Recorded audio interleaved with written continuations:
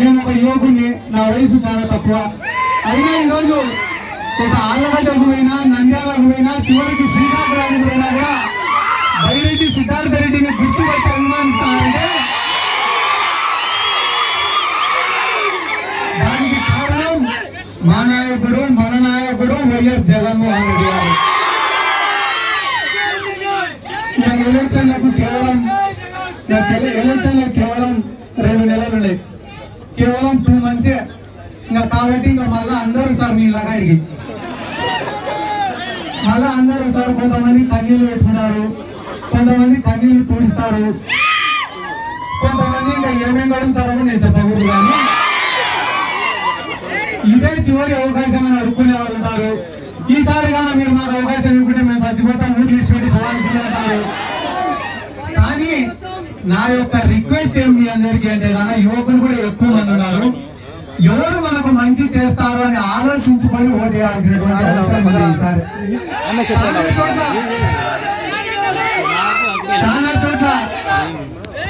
చాలా చోట్ల వైఎస్ఆర్ కాంగ్రెస్ పార్టీని ఈ మధ్య విమర్శించే వాళ్ళని కూడా నేను చూస్తున్నా.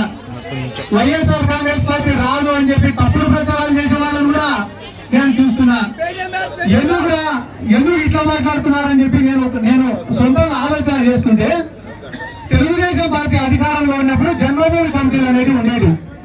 ఎవరైనా కూడా తెలుగుదేశం పార్టీ వాళ్ళ మాట వినలేదనుకో, పెన్షన్ కట్టు, ఎస్సీ కార్పొరేషన్ లోన్ రాదు, బీసీ కార్పొరేషన్ లోన్ రాదు, ఏదైనా ఇంటి పట్టా వస్తే ఇంటి పట్టా క్యాన్సిల్ చేస్తారు, ఇల్లు శాంక్షన్ అయితే ఇల్లు క్యాన్సిల్ చేస్తారు, ఏదైనా ఉద్యోగం ఉంటే ఆ ఉద్యోగం కూడా తీపిస్తారు. కాబట్టి తెలుగుదేశం పార్టీ గురించి ఆ రోజు ఎవరైనా మాట్లాడాలంటే అందరికీ కూడా భయం. కానీ ఈ రోజు వైఎస్ఆర్ కాంగ్రెస్ పార్టీని తేలికగా మాట్లాడుతున్నారు. ఎందుకు తేలికగా మాట్లాడుతున్నారంటే, మేము ఎంత ఆపాలనుకున్నా, ఎంత బెదిరించాలని అనుకున్నా, జగన్మోహన్ రెడ్డి గారు చేయాలనుకునేటివన్నీ కూడా మీకు చేస్తున్నారు. కాబట్టి రేపు మీరు ఆపాలనుకున్నా ఆపలేరు లేరా అని చెప్పి చులకనగా మాట్లాడుతున్నారు. మేము కులం చూడడంలా, మతం చూడడంలా, ప్రాంతం చూడడంలా, పార్టీ చూడడంలా. ఈ రోజు మా పైన వ్యతిరేకత ఎందుకు లేదు, ప్రేమ తప్ప అంటే ఇవి ఏమి చూడకుండానే మీకు అందరికీ సహాయపడుతున్నాం, ఉపయోగపడుతున్నాం. కాబట్టి ఈ రోజు రాష్ట్రంలో ఎన్ని తిట్టినా, ఎన్ని విమర్శించినా, ఎన్ని మాటలు మాట్లాడినా రేపు పేదవాడు అనేవాడు, లబ్ధి పొందినవాడు బూత్ లోకి పోయినా గుద్దేది ఫ్యాన్ గుర్తుకే. ఎందుకంటే జగన్మోహన్ రెడ్డి గారు అధికారంలోకి వచ్చిన తర్వాత ఎవరు ఎన్ని విమర్శలు చేసినా కూడా గుండె పైన చేసుకుని ధైర్యంగా చెప్పగలిగిన విషయం ఏమరా అంటే, ఈ రోజు రాయలసీమలో ఫ్యాక్షన్ అనేది లేదు, రాయలసీమలో హత్యలు అనేటివి లేవు, రాయలసీమలో దౌర్జన్యాలు అనేటివి లేవు.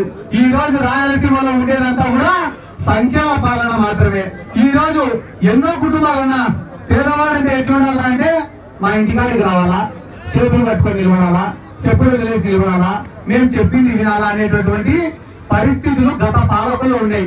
కానీ ఈ రోజు అదే పేదవాడు కాళ్ళు ఎగిరేసి బతుకుతున్నాడంటే, అదే పేదవాడు పిల్లలను చదివించుకుంటున్నాడంటే, అదే పేదవాడు కార్పొరేట్ హాస్పిటల్లో వైద్యం చేయించుకుంటున్నాడంటే దానికి కారణం ఒకే ఒక్క నాయకుడు, అది వైఎస్ జగన్మోహన్ రెడ్డి గారు మాత్రమే. ఇంకా ఎలక్షన్లు దగ్గరికి అయినాయి కాబట్టి అన్ని పార్టీలు ఒకటేనా. మామూలుగా అయితే మా నియోజకవర్గంలో కూడా కొంతమంది నాయకులు ఎప్పుడైనా కూడా ఇంట్లో నుంచి బయటికి పోతుంటే వాళ్ళ భార్య ఎదురయ్యి, ఈ రోజు పార్టీ కండువా చేతికిచ్చి జాగ్రత్తగా పోయిరానాయన, ఏ ఇబ్బందులు లేకుండా ఇంటికి తిరిగి రానాయన అంటాయింది. కానీ మా నియోజకవర్గంలో ఒక ఆయన బయటికి పోతే కానీ వాళ్ళ భార్య పెద్ద కన్ఫ్యూజన్. ఎందుకంటే ఏ కండువా అయ్యాలో తెలియదు. రోజు ఒకటే కుటుంబంలో 10 మంది 10 పార్టీలలో ఉంటారు. కాబట్టి ఇటువంటి కన్ఫ్యూజన్లలో కూడా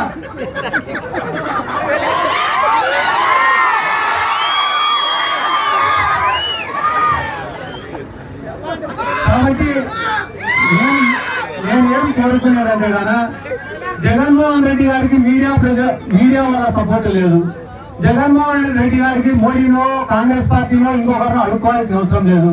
సినిమా వాళ్ళని తెచ్చి క్యాంపెయినింగ్ చేయించుకోవాల్సిన అవసరం లేదు. మన బండికి మనమే ఓనరు, మనమే డ్రైవరు. మన పార్టీకి పబ్లిసిటీ చేయాలన్నా, మన పార్టీ కోసం పనిచేయాలన్నా అన్ని కూడా మనల్ని స్థాయిలో నిలబెట్టింది కూడా ఒకటే ఒక్క బ్రాండ్, అది వైఎస్ జగన్మోహన్ రెడ్డి గారే.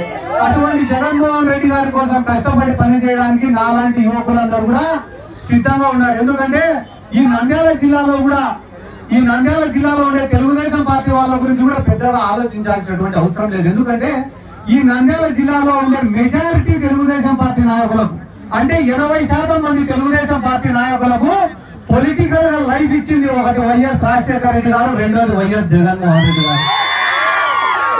ఎక్కడెక్కడ ఉండే వాళ్ళకందరికీ కూడా తీసుకొని వచ్చి ఆయన ఎమ్మెల్యేలను చేసినాడు, మంత్రులను చేసినాడు, పెద్ద పెద్ద స్థాయిలో కూర్చోబెట్టినాడు. కాబట్టి అటువంటి వాళ్ళు కూడా మా నియోజకవర్గం జోలికి వస్తే జీవిత ఖైదు అంటే లైఫ్ అనుభవించి, మర్డర్ కేసులో లైఫ్ అనుభవించిన వాళ్లకు కూడా క్షమాభిక్ష పెట్టి మళ్ళీ రాజకీయ జీవితం ప్రసాదించింది కూడా వైఎస్ రాజశేఖర రెడ్డి గారు, వైఎస్ కుటుంబం. కాబట్టి రానున్న రోజులలో నేను డైలాగ్ చెప్పినట్టు నన్ను సినిమాలో ఇప్పటికే చాలా మంది రాజకీయాలలో లేకుండా పంపించాలన్నారు. అదే చెప్పుకుంటారు. కాబట్టి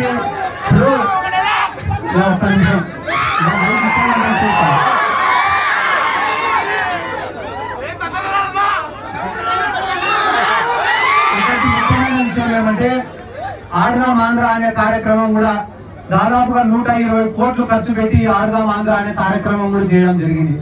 జగన్మోహన్ రెడ్డి గారు ముఖ్యమంత్రి అయిన తర్వాత ఎవరినైనా ఆలోచించుకోమని చెప్పండి. రాజకీయ నాయకుడు అనేవాడు ఎట్లుంటాడు అంటే కేవలం ఎలక్షన్ల ముందరనే ప్రజల్లోకి వస్తాడు, ఎలక్షన్లు అయిపోయిన తర్వాత కనపడడు అనే ఒక అపోహ ఉండేది, ప్రజలకు అందరికి కూడా ఒక అభిప్రాయం ఉండేది.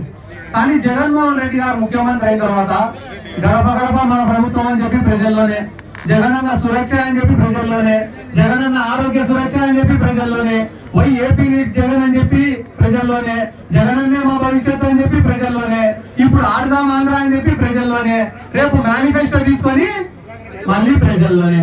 24 గంటలు ఆఫీస్ లో అన్నా ఉండాలా లేదా ప్రజల్లోనే ఉండాలా, లేకుంటే కానీ ఏం టికెట్ ఉండదు. ఏముంది లేదు జగన్మోహన్ రెడ్డి చూడటం లేదంటే ఏం లేదు, తడుగులు వేసుకొని పడుకోవాలని ఏం లేదు. అంటే మళ్ళా ఒక్కొక్కరి పైన ఒకరు అనుకుంటారు 10 సర్వేలు పెట్టాడు మా సార్, ఏం పట్టించుకోవడం లేదు అనుకుంటే పాపం ఇప్పటికే చాలా మంది ట్రాన్స్ఫర్ అయినారు. కాబట్టి జగన్మోహన్ రెడ్డి గారు అంత ఖచ్చితంగా ఉన్నాడు. ఆయన చెప్పిన మాట అంతా ఒక్కటే, మాకందరికీ చెప్పిన మాట అంతా ఒకటే. అధికారంలోకి వచ్చిన మొదటి రోజు నుంచి నేను పనులు చేసిన, సంక్షేమ పథకాలు అనేటివి అమలు చేసిన, ఓట్లు అనేటివి నేను కట్టగట్టి పెట్టిన. మీరు చేయాల్సిన పని అంతా నేను కట్టగట్టి పెట్టిన ఓట్లను బూతులోకి తీసుకొని ఏపీయండి. అంటే ప్రజలకు మనం చేసిన పనులు ఏంటి అనేటివి వివరించి చెప్పండి అంటున్నాడు. ఇంకొక 10 రోజులే అన్న, 10 రోజులు అయిపోయిన తర్వాత జగన్మోహన్ రెడ్డి గారు మేనిఫెస్టో ప్రవేశపెడతాడు. ఆ మేనిఫెస్టోలో రైతు రుణమాఫీ పెట్టాడా, లేకుంటే అమ్మఒడి ఇద్దరికి ఇస్తానని చెప్తాడా, ఇంకా ఎంతమంది ఉంటే అంతమందికి పెన్షన్ ఇస్తా అని చెప్తాడా, లేకుంటే కానీ రైతు పెట్టుబడి కింద 20,000 రూపాయలు ఇస్తా అని చెప్తాడా, ఏం చెప్తాడో, సిలిండర్ల పైన సబ్సిడీ ఇస్తా అంటాడా, లేకుంటే కానీ ఉచితంగా సిలిండర్లు ఇస్తా అని చెప్తాడా, లేకుంటే కానీ అందరు బస్సులు ఉంటే ఇబ్బంది కానీ ఇట్లా ఏం చెప్తాడనేది తెలియదు. కానీ ఒక మంచి మేనిఫెస్టోతో ఇంకో 10 రోజుల్లో మన ముందుకు రాబోతున్నాడు. ఒక పక్కన జగన్మోహన్ రెడ్డి గారు చెప్పిన మేనిఫెస్టో, ఒక పక్కన చంద్రబాబు నాయుడు గారి మేనిఫెస్టో, రెండు ముందు పెడితే కదా అది ఆమె చిన్న పిల్లోడిని ఎత్తుకుని చూడు, ఆ పిల్లోడిని వదిలిపెట్టే కూడా వచ్చి జగన్మోహన్ రెడ్డి మేనిఫెస్టోనే పట్టుకున్నాడు తప్ప చంద్రబాబు. ఎందుకంటే జగన్మోహన్ రెడ్డి గారు అంత నమ్మకాన్ని నిరూపించుకున్నాడు, సాధించుకున్నాడు ప్రజల్లో. చంద్రబాబు నాయుడు గురించి ఎవరు నేను చెప్పాను, ఎవరు చెప్పినా ఆయన 3 మాటలు మాట్లాడితే 2 అబద్ధాలు వస్తున్నా, 3 మాట్లాడితే 2 అబద్ధాలు వస్తున్నా. కాబట్టి దాని గురించి మనం పెద్దగా ఆలోచించాల్సినటువంటి అవసరం లేదు.